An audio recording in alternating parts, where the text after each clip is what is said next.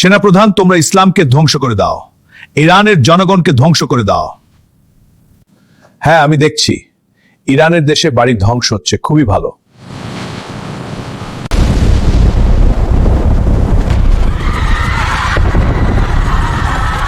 ইসলাম কিয়ামত আগ পর্যন্ত থাকবে, এটা আমাদের বিশ্বাস এবং এটা সত্য, এটা চিরকাল থাকবে।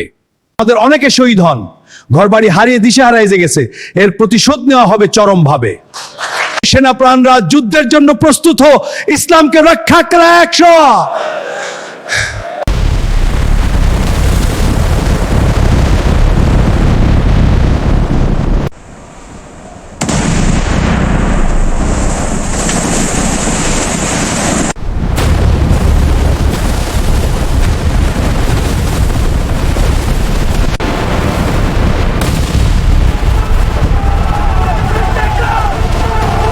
কি হচ্ছে?